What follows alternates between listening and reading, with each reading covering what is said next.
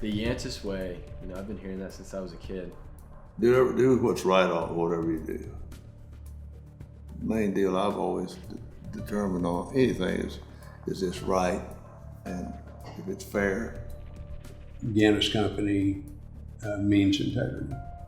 And we wouldn't be there if it wasn't for my grandfather and father and the jobs that they've done and the resume that they've helped build for us, that we get to say, hey, we've done this before, you can trust us, we can do it again. Doing things the right way. The contractor was telling him about a way to do business that my father thought was unscrupulous. And he kept questioning him that, I don't think that's fair, that's not the right thing to do. The developer was sitting on the other side of the glass partition at the Jim's coffee shop and had inquired as to who the young contractor was, and was told it was John Yantis. And he sought my father out and told him about the story. And he said, I knew right then that you were going to be my contractor. I think that's integrity. So that's kind of the way I do business. We strive to do is to be a lot like Johnny. Tough ass job. That's why they wanted to sub it out. But I had found somebody that would blast it for me, and I didn't own any equipment. And I went out and bought a 977 cat crawler loader and a crane to pick the pipe up with, and I subbed the trenching. This guy that's doing the blasting had an excavator, and I subbed the excavation to him. All I had was a little tractor in the bottom of that ditch, straightening it out.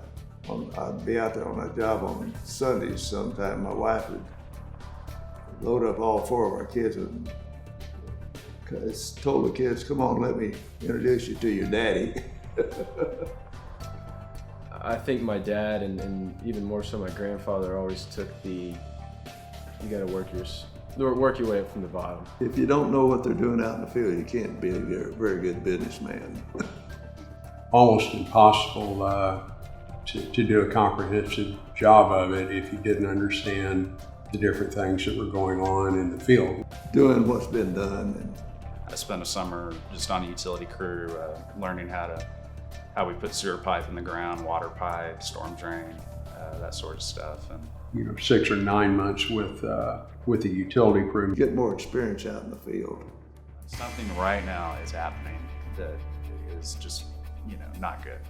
And I know it, and I'm okay with that. I'm comfortable with that because I know my guys can handle it, and I know it's going to happen, and hopefully, we're going to learn from it. It won't happen again. There's always problems in construction, and I'd like to think that he never had any problems. That's what makes him awesome. He never had any problems on a job site. So I know I had some jobs that were really pains in the ass, but I can't remember which ones they were.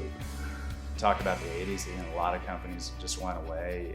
Even back in San Antonio, I can think of 5 or 6 contractors that just disappeared just overnight. A lot of our employees know that, hey, we're going to be here. We're serious. This is my life. This is what I do. A lot of what we do has been made possible by what other people are willing to do for us and with us. 4 clients right now that are just so good to us, and we're so appreciative. Pulte Group, KB, LGI, Bitter Blue, and they really trust us with a lot of work. every client that we do work with has really been a good client. When the crash happened, we got that one new Bronco. We went to doing everything ourselves. We did all the excavation, we did the blasting, we had the scrapers, and we did the asphalt and the concrete paving. And like today, we do it all now. It was a $13 million job we did in 10 months up there. But a lot of times when I'd fly into San Antonio, that was the first thing I saw was Yantis Company equipment on the side of the runway, or building a taxiway. $13 million commercial project where we built a 1 million square foot building pad that had something like 20,000 tons of cement. We're in the middle of a big job called Esperanza that's up in Bernie. that's a $14 million subdivision, which is really, really big for today, just given, you know, what happened in 2008, 2009. So just coming back. So it's kind of fun to be involved on a big job, like a big subdivision job like that again.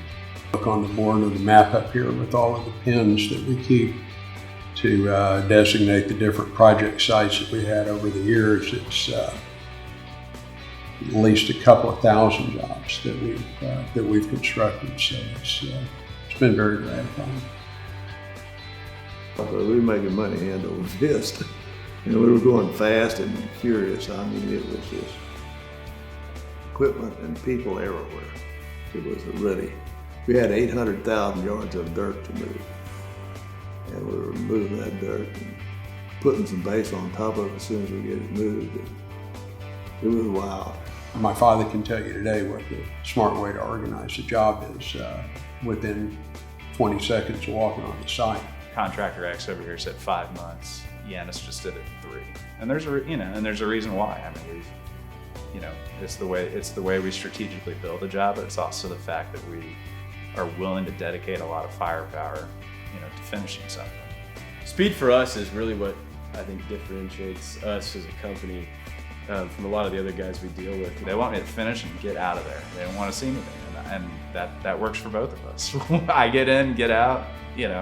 They're happy, they're building houses, and hopefully they call us back for the next year. We do very little subcontracts, and it's a big deal to be able to control your schedule no matter what with all your people and not rely on other people to get there. Number one, subdivisions, like you pointed out. I mean, it's something we do well, and I think a lot of people know us for that. Speed's another one. And then going after some of these jobs that we've had recently is just large earth moving jobs. I mean, going over there and moving 500,000 yards of dirt. We've got the equipment to do it, and our guys have learned how to do it. And so that's definitely one of our core competencies. And concrete. I mean, we've got by far, and I can say it, we've got the best concrete crews in San Antonio, and it's just a fact. I've got my license. I'm a professional engineer. Then I was the owner, and then now being on the construction side. So I know what the owner usually wants and what the owner's looking for. And so a lot of times before they even say anything, I'm already working on what it is they're getting ready to ask. And we also want to grow because we want to create opportunities for people in this company to be able to move up. And so if that means, once we move to Austin, that somebody in this building is going to be the person that leads the Austin division. If we go to Houston, it's going to be somebody in this office. I'm extremely optimistic. He really runs a tight ship. He does a great job on it.